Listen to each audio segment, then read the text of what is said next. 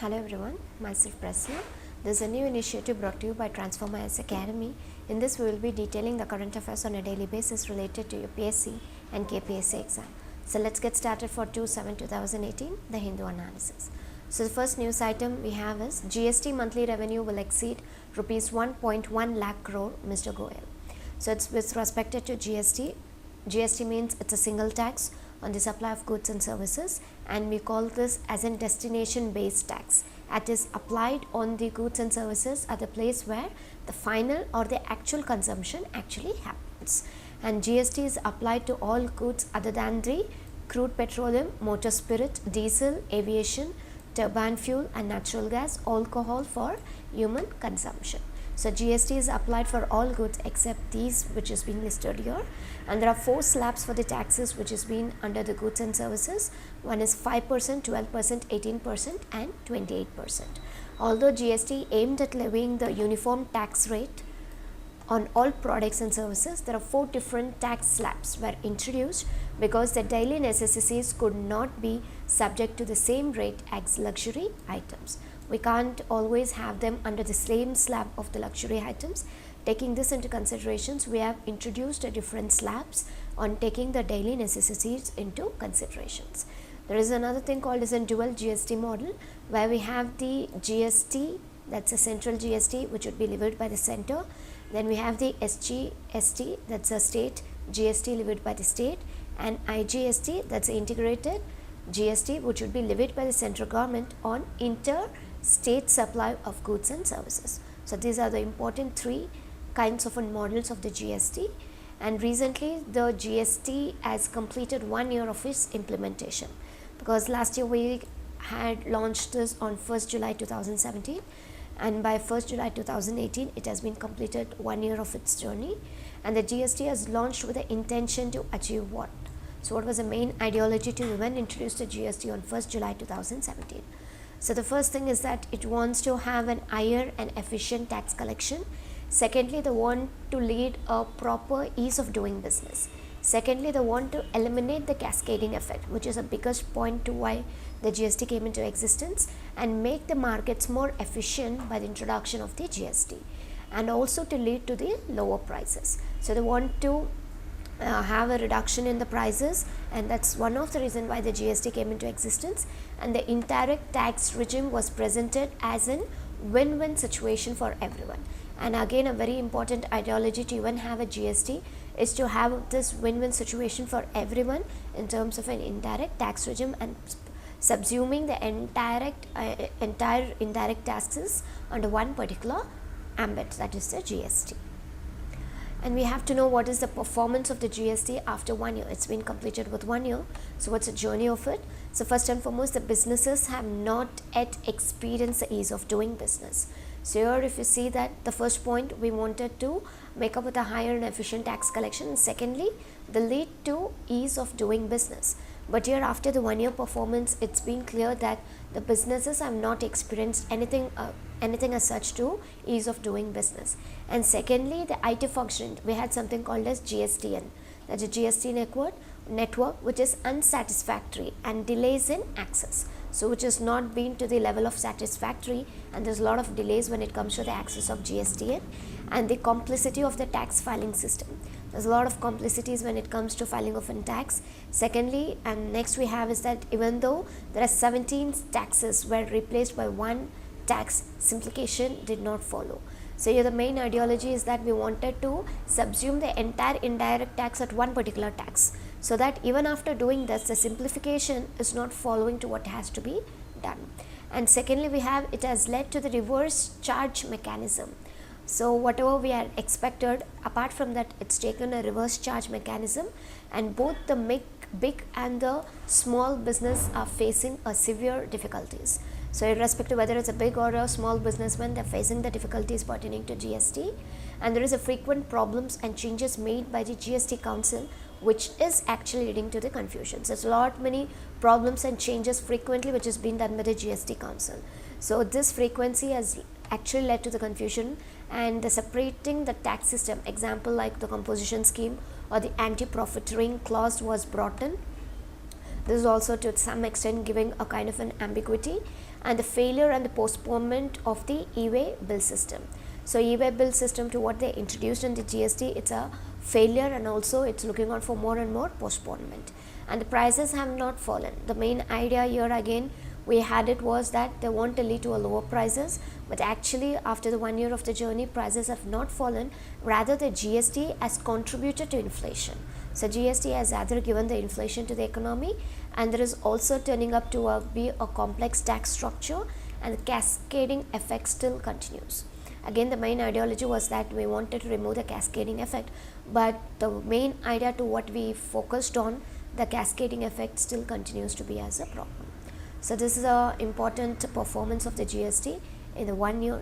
So based on these particular performance, we have to look on for a proper betterment of the implementation of GST. So here you have the GST, the state GSTs.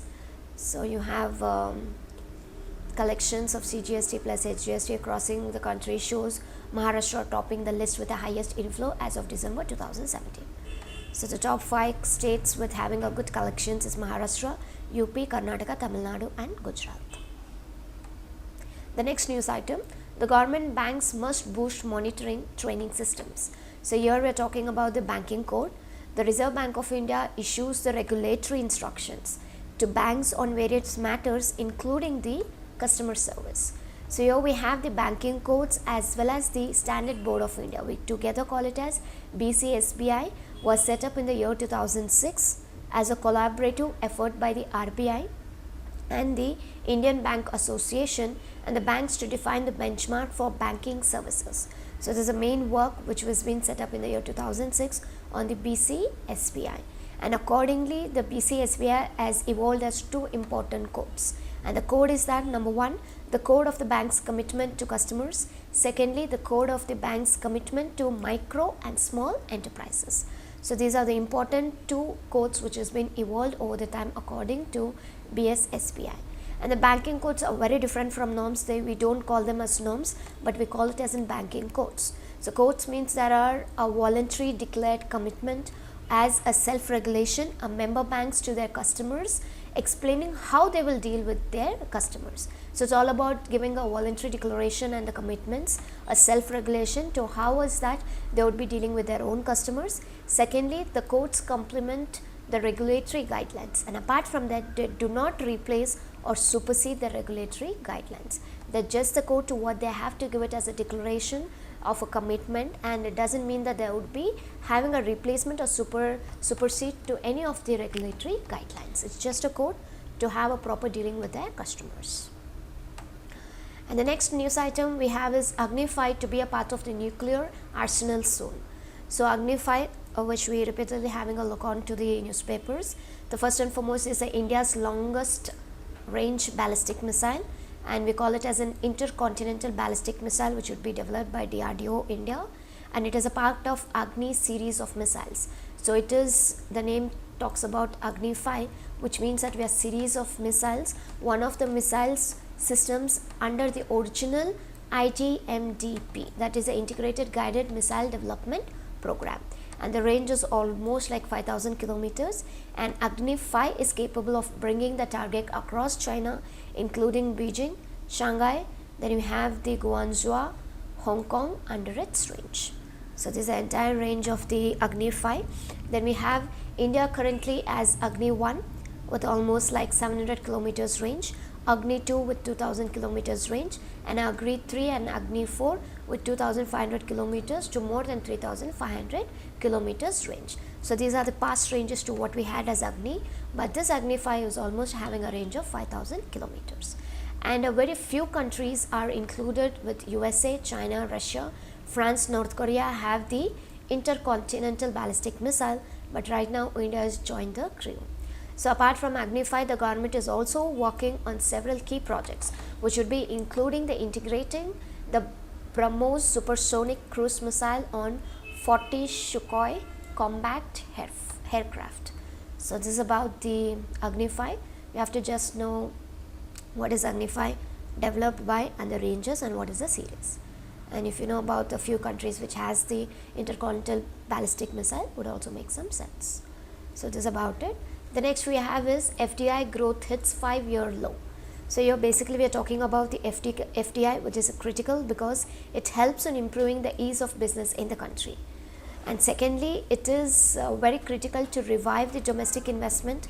And thirdly, there is a decline in the foreign inflows, right, could put the pressure on the country's balance of payments. If there is a decline in the foreign inflows, definitely it will give a pressure on the country's balance of payments and may also impact the value of the rupee. So here the FDI flow is interconnected to one another. And apart from that, there is a latest report which recently stated that UNCTAD that the high FDI in India decreased to $40 billion in 2017 from $44 billion in the year 2016 fiscal. In 2017, we had almost like 40 billions from 44 in 2016. And according to UNCTAD report, the outflows from India, the main source of the FDI is South Asia, which is more than double to $1 billion. And there is a downward pressure on the FDI, and the slowdown in the global value chain are major concerns for the policymakers worldwide. So there is a downward pressure, and there would be a major concern for the policymakers worldwide. And the main sectors that actually receive the maximum foreign inflows in the last fiscal include the services. Services had almost like $6.7 billion, and computer, software and hardware had $6.15 billion, telecommunications with almost 6.21 billions, trading with 4.34 billion, constructions with 2.73 billion, and automobile with almost like 2 billion, and power 1.62 billion. So these are the main sectors that receive the maximum foreign inflows. And not to forget, Mauritius is the largest source of FDI in India with almost like $15.94 billion in the year 2017, and it has been 2017 and 18, followed by Singapore with 12.18 billion, and Netherlands with $2.8 billion, and US with $2.1 billion, and Japan with $1.6 billion. So the largest source of FDI where India has been receiving is from the country Mauritius. So this is about the FDI. And the next we have is gearing up for space wars. So this is basically the US President Mr. Donald Trump has announced the creation of Space Force, and here the America had aspirations to build the space weapons right from the Cold War times, and from a very long time they had an idea to build the space weapons from the Cold War times. And this important shift expects the deny the Russia and the Chinese advantage in space. So the move to what, or the shift to what Mr. Trump presidency is announcing, it would be a deny to the Russian and the Chinese advantages in the space. The concerns right now is that it could negatively impact the ongoing missions, and secondly, it will also increase the budgetary allocations in the future, and there will also be a physical environment of space which is not conducive to conduct of military operations without incurring any serious losses in the form of the spacecraft and also the debris. And lastly, the important concern is energy requirements and technical demands of defending the assets in space are enormous. So these would be the very important concerns with respect to the Space Force. And we have to also know what would be the Russia's and China's response to it. China has actually retaliated its response to the Trump administration announcement with its often repeated statement that it opposes the weaponization of space, first thing. And secondly, with the range of terrestrial interest in direct conflict with America, the Beijing will be in no mood to allow US space dominance. And China's space program is also being dedicated to build an assassin maze technologies, and Russia is making it clear that it will vigorously take on the US. However, given its lack of resources for competition, it will in all probability for tactical reasons align itself with China. So this is one of the statements where China has been telling to have a tactical reasons itself will have an align with China. So just have a reading to it so that you will understand them. And what would be an impact on India is that while India is officially committed to PAROS, which means that the prevention of an arms race in outer space, is yet to formulate a credible official response to Trump plan. And India is yet to establish a credible space command of its own, which we don't have yet. And the government needs to engage with multiple stakeholders directly about the role of space weapons will play in India's grand strategy. So we have to have an engagement with multiple stakeholders, so that directly we'll get to know the role of the space weapons will play in India's grand strategy. So this is about the impact on India. And the next news item, the dream of being an AI powerhouse. AI is nothing but an artificial intelligence, which means that it's a use of computers to make the decision instead of human beings. So the computers would start making, the use of the computers would make the decisions instead of what the human beings make. And recently Niti Aayog in its report has chalked out an ambition strategy for India to become an artificial intelligence powerhouse. And Niti Aayog in its latest report has told that with its ambitious strategy that it wants to become an artificial intelligence powerhouse. And the discussion paper of the Niti Aayog has actually mentioned there is no timeline for India's goal of becoming an AI powerhouse. So here we wanted to become an artificial intelligence powerhouse, but here on the discussion paper there is no such goal in sense till how many years that we have to become an intelligence powerhouse. But the following changes are required very immediately. The first thing is the government must collect and digitize the data under its existing programs, and also to close the skill gap. This is what has been very immediate requirement which is being needed. And apart from that, Niti Aayog suggested setting up of a basic and an applied AI research institutes. They want to set up with an artificial intelligence research institutes, and these institutes must collaborate with agriculture university, medical colleges and infrastructure planners. They want this to be collaborated with these many other structures. And Niti Aayog also looks on for an ambitious roadmap which does not mention the deadline or funding.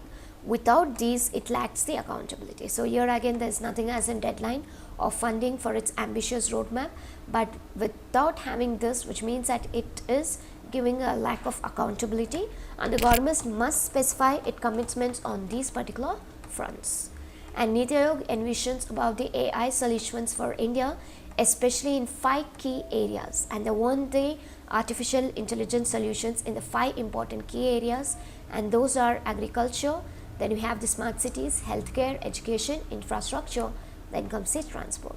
So these are the important areas to what the Niti Aayog is been focusing right now.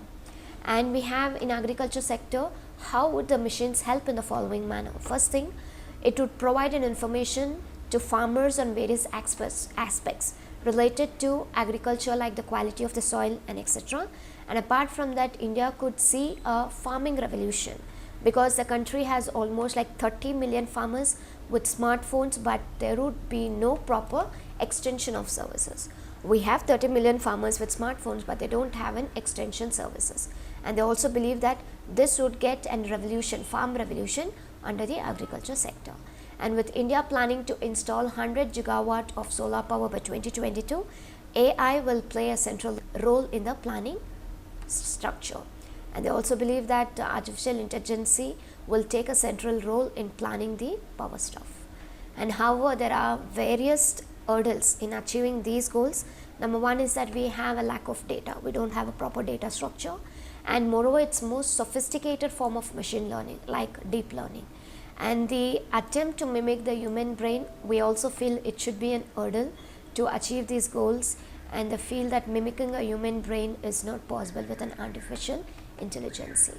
So these are the important news items pertaining to 2/7/2018. Just have a reading on to it, because we are not going in detail.